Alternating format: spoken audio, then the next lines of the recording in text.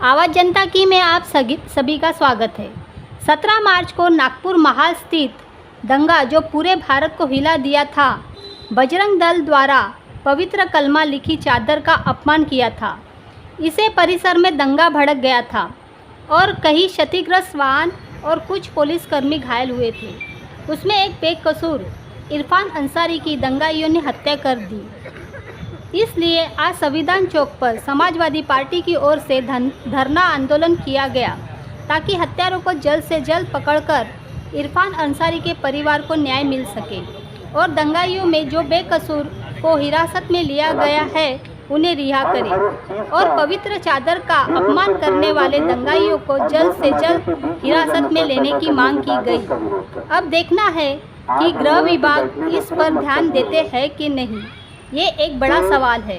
धन्यवाद। पिछले वक्त इस शहर के अंदर 17 मार्च को जो घटना घटी, जिस तरीके से 17 मार्च को दिन के अंदर बजरंग दल ने एक प्रोटेस्ट किया, एक प्रदर्शन किया और उस प्रदर्शन के अंदर हमारा यह आरोप है कि जानबूझकर इस बारे में कुछ पता भी नहीं था, ऐसे लोगों को ले जाकर जेलों में डाल दिया और उनके ऊपर दंगे की कलम लगाई गई और एक एक नहीं 50-50, 55-55, 57-57 कलमें लगाई गई।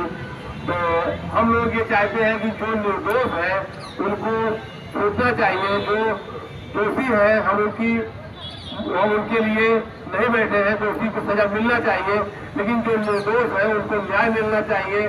और इरफान अंसारी जिन्हें उनका परिवार भी यहाँ हम लोग के साथ में बैठा हुआ है, जिन्हें अभी तक न्याय नहीं मिला, उनको उसी समय पे कत्ल कर दिया गया, लेकिन आज तक कोई भी दोषी सही ढंग से जो मुलजिम है वो घूम रहे हैं, उन्हें पकड़ा नहीं गया। अब इसमें तो ये कहना आता है कि देखोगे तो हर मोड़ पर दिख जाएंगी लाशें और ढूंढोगे तो इस शहर में कातिल न मिलेगा। यानी मर्डर हुआ, दफनाई गई लाश, सब कुछ हुआ, लेकिन आज तक कातिल कौन है उसका कोई पता नहीं है, किसने कत्ल किया और जो लोग कत्ल किए वो आराम से घूम रहे हैं। तो हम लोग ये चाहते हैं कि इरफान भाई के कातिल जो भी है उन्हें गिरफ्तार किया जाए, उनको सख्त से सख्त सजा मिलनी चाहिए और इस दंगे की न्यायिक जांच होना चाहिए। जो लोग दोषी हैं उन्हें बिल्कुल सजा मिलनी चाहिए। हम लोग का इसीलिए आज हम लोग संविधान चौक पर अपने संवैधानिक अधिकार के तहत यहाँ बैठे हुए हैं और हम लोग न्याय जब तक नहीं मिलेगा हम लोग न्याय की गुहार लगाते रहेंगे। सड़क से लेकर सदन तक हमारा लोगों का अब ये नारा चलता रहेगा, हर जोर जुल्म के टक्कर में, हर जोर जुल्म के टक्कर में हमारा नारा है। जो दंगे में मारे गए इरफान भाई उनको न्याय मिलना चाहिए। में बेकसूर लोगों को तुरंत रिहा करो, इरफान अंसारी के कातिलों को गिरफ्तार करो, मॉब लिंचिंग में इरफान अंसारी के कातिलों को तुरंत गिरफ्तार करो। नागपुर दंगे की न्यायिक जांच होनी चाहिए। देवेंद्र फडणवीस होश में आओ, देवेंद्र फडणवीस होश में आओ, होश में आके बात,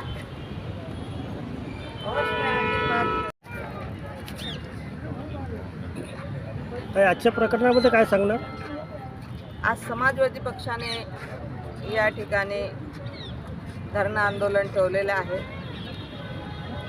17 मार्चला जी नागपूरमध्ये जी दंगल झाली, जे नागपूरच्या वातावरणाला गढूळ केलं, जे आजपर्यंत कधी घडलेली नव्हती जी गोष्ट या ठिकाणी मुद्दामून घडवण्यात आली आणि या घटनेमध्ये एक निष्पाप मुलाचा बळी गेला। याकरिता हे आंदोलन आहे। त्यांचा परिवार सुद्धा आज या ठिकाणी उपस्थित आहे, धरण्यावर बसलेले आहेत। इरफान अंसारी याचे जे मारेकरी आहेत, या मारेकऱ्यांना सजा व्हायला पाहिजे त्यांना हुडकून काढायला पाहिजे शासनाने प्रशासनाने आतापर्यंत यांना हुडकून काढलेलं नाही. हे दोषी कोण आहे अजूनपर्यंत शासनाने ठरवलेलं नाही आणि अनेक बेकसूर लोकांना ज्यांचा काहीच या ठिकाणी गुन्हा नाही अशा लोकांना तुरुंगामध्ये कोंडून ठेवलेलं आहे. याकरिता आम्ही प्रशासनाचा निषेध करतो. ही अतिशय चुकीची बाब आहे आणि हा एका बाजूने घेतलेला निर्णय आहे. आम्ही दंग्याचे समर्थन करत नाही. समाजवादी पक्ष असं म्हणते की एक काश मेरे मुल्क में ऐसी फिजा बहे, एक काश मेरे मुल्क में ऐसी फिजा बहे, मंदिर कहीं गिरे तो रंज मुसलमान को भी हो और पामाल न हो पाए मस्जिद के आबरू, ये फिक्र मंदिरों के निगहबान को भी हो. समाजवादी पार्टी ये चाहती है. लेकिन आज जो इस महाराष्ट्र में इस तरह की अशा घटना है अतिशय दुर्दैवी गोष्ट आहे. आणि त्याच्यानंतर ही घटना घडल्यानंतर आमच्या नागपूरचे लाडके मुख्यमंत्री यावर भाष्य करतात की चादर जाळलीच नाही. जेव्हा की सगळ्या माध्यमावर सर्वांनी स्क्रिप्ट आलेली आहे, सगळ्यांनी पाठवलेलं आहे, सर्वांनी बघितलं की चादरची कलमा लिहिलेली चादर, जी आयात लिहिलेली चादर, ही चादर जाळल्या गेली. आधी त्यांनी जयंती केल्यानंतर जयंतीचा कार्यक्रम संपला होता. संपल्यानंतर मुद्दामून ही चादर जाळल्या गेली. म्हणजे काय, तुम्ही एका समाजाला मुद्दामून तुम्ही डिवचण्याचं काम केलं. म्हणून आम्ही म्हणतो समाजवादी पक्षाचा असा आरोप आहे की ही जी घटना घडली आहे मुद्दामून तुम्ही करवलेली आहे मुद्दामून. आणि त्यातही एवढी उदासीनता सरकारची, या सरकारचा निषेध करते मी. एवढी उदासीनता की अजूनपर्यंत इरफानच्या मारेकऱ्याचा शोध लागलेला नाही.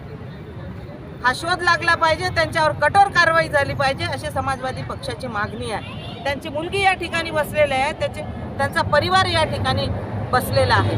आणि जोपर्यंत न्याय मिळत नाही, सरकारने 5 लाख रुपये दिले.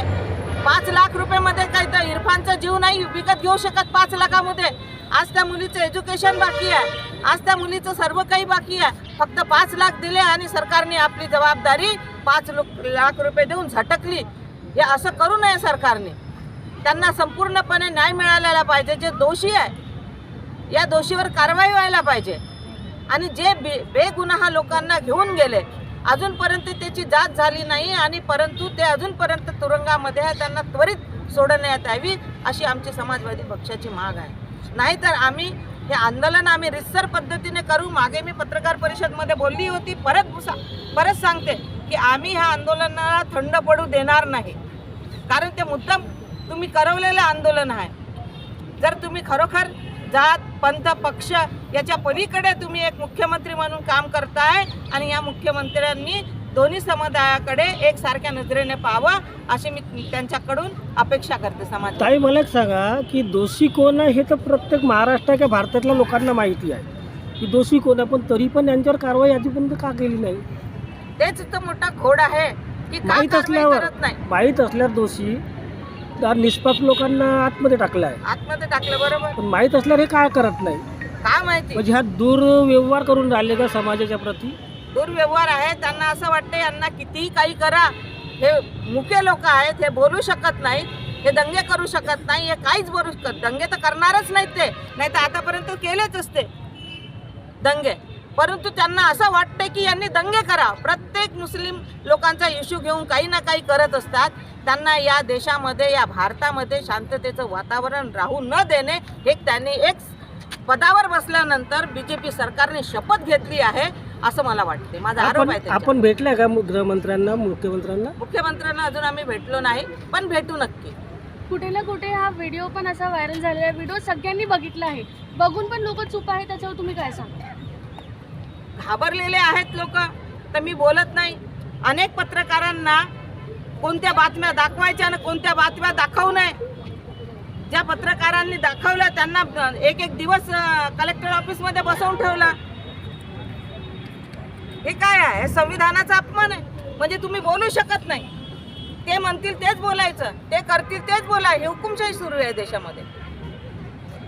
मग समाजवादी पार्टी हुकुमशाहीच्या विरोधात काय करणार? आम्ही आंदोलनच करू शकतो. बस आंदोलनाला- आमच्या हातात आणखी काय आहे? आणि त्याच्यानंतर आम्ही कोर्टामध्ये जाऊ. काय सर्वोच्च वाटते तुम्हाला कोर्टामध्ये. संविधान भारतामध्ये अजूनपर्यंत जे लिहिलेलं आहे ते त्याचे पालन होत आहे? बिलकुल नाही होत आहे. हे कुठं आहे मॅडम? हे तर दिसत आहे.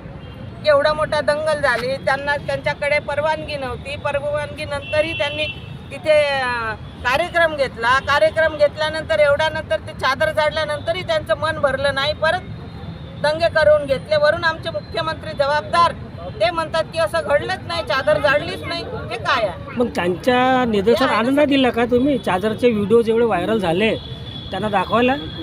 बिलकुल दाखवलं. मग तरी पण सगळ्यांना शासन केलंय, असं तरी पण कसं नाही. बोलतं?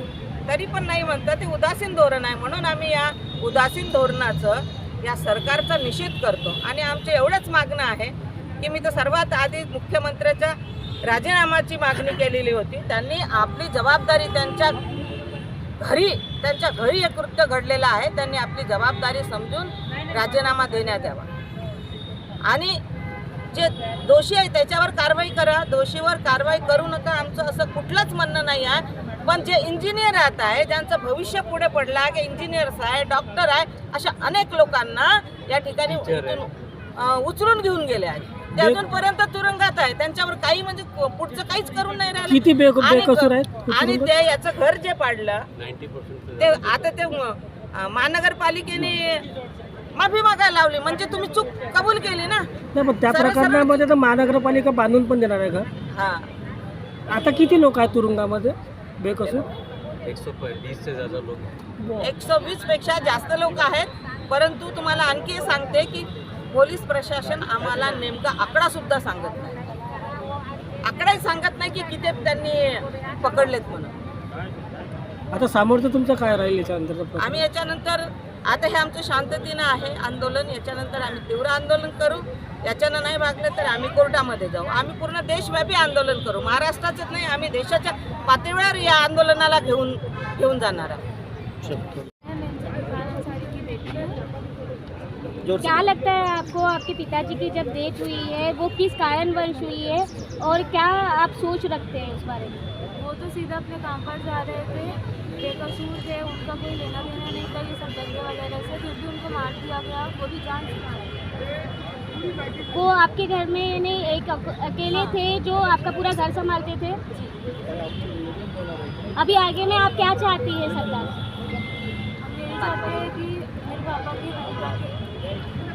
पापा की हत्या की जांच के लिए मजिस्ट्रेट इंक्वायरी की जाए। वो आपको जो 5 लाख का मुआवजा मिला है? आपके घर में कितने सदस्य हैं? आपके घर में कितने सदस्य हैं? मेरे घर में सिर्फ मेरी मम्मी और मैं हूँ।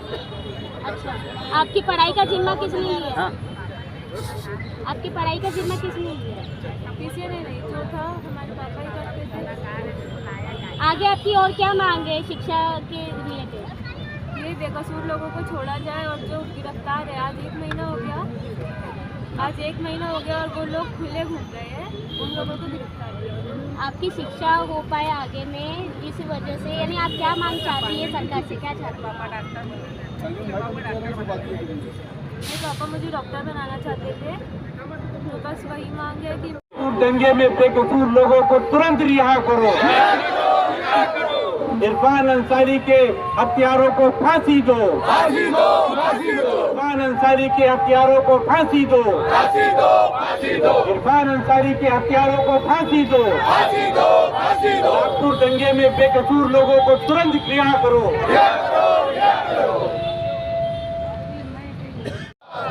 अखिलेश यादव अखिलेश यादव अब्बासिम आजमी अब्बासिम आजमी अखिलेश यादव संघर्ष करो, हम तुम्हारे साथ हैं। अबू हाशिम संघर्ष करो, हम तुम्हारे साथ हैं। शर्मा जी संघर्ष करो, हम तुम्हारे साथ हैं। तमाम महाराष्ट्र के नेता संघर्ष करो, हम तुम्हारे साथ हैं।